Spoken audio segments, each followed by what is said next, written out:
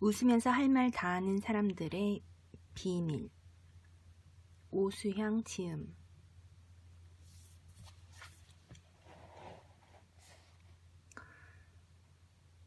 네가 기어코 이 사단을 낼 줄 알았다.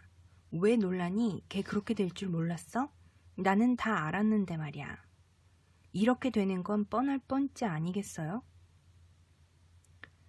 안 좋은 일이 생길 때면 꼭 나서서 이런 말을 하는 사람들이 있다. 대표적으로 자녀를 키우는 부모들이 이렇다. 아이들은 자라는 과정에서 다치기도 하고 크고 작은 실수를 하게 마련이다. 그런 과정을 거쳐 성장해 가는 것이기 때문이다. 그런데 아이가 작은 실수를 할 경우 내 언젠가 너는 이런 일을 저지를 줄 알았어.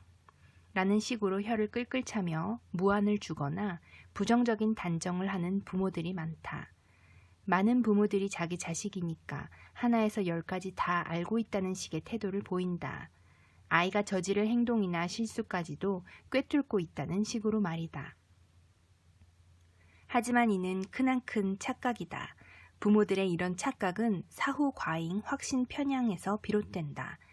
사후 과잉 확신 편향은 어떤 일의 결과를 알고 난 후 마치 처음부터 그 일의 결과를 알았던 것처럼 믿게 되는 경향이다. 일명 그럴 줄 알았어 효과로 알려져 있다. 이 현상에 처음 주목한 사람은 미국의 심리학자 바루크 피쇼프이다. 그는 한 세미나에서 내과 의사들이 특정 사례에 대해 이구동성으로 이렇게 말하는 것을 들었다. 이 환자에게는 당뇨 합병증이 생길 수밖에 없습니다. 전 이럴 줄 알고 있었습니다.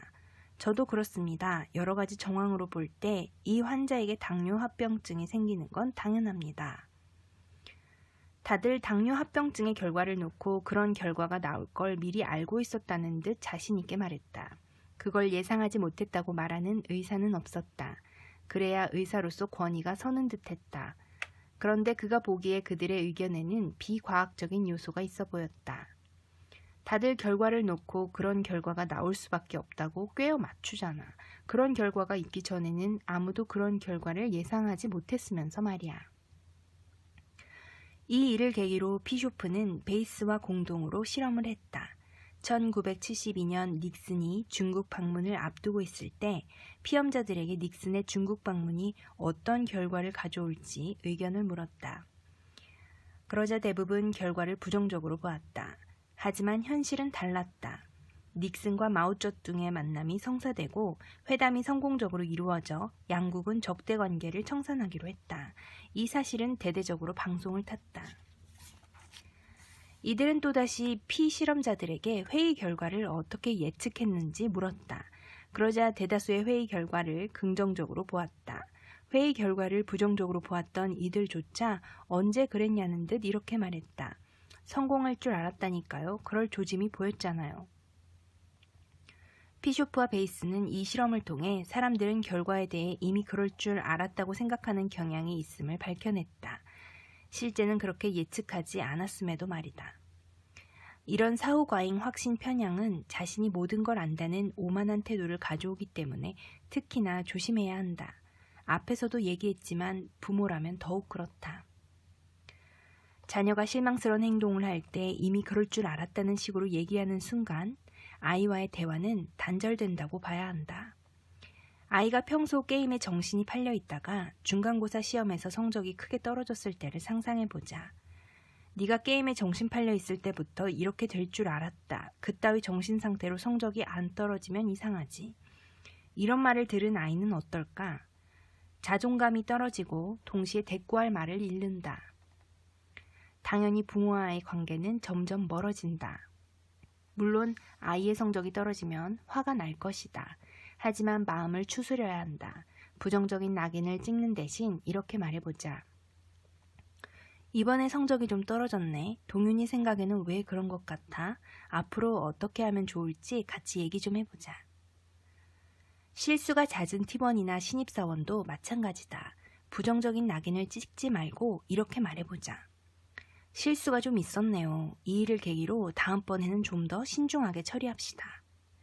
사후 과잉 확신 편향에 찬 말은 부모 자식, 팀장 팀원 같은 상하 관계가 아닌 일상의 관계에서도 흔하게 나타난다.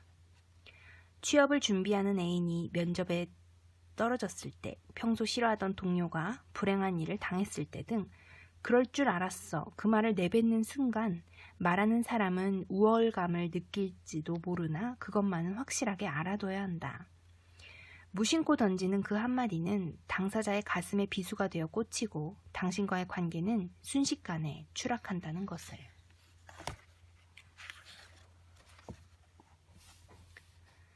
내가 예전에는 말이야. 귀여운 허풍, 너 그렇게 내가 사진은 좀 찍지. 그거라면 내게 맡겨. 나 잘해. 술은 날 따라올 사람이 없을걸? 한 번쯤 우리가 했던 말이고 자주 듣는 말이다. 사람들은 자기 자신을 실제보다 더 높게 포장하여 내보이는 경향이 있다. 아슬아슬하게 턱걸이로 합격한 취중생은 합격하고도 남을 점수였다고 말한다.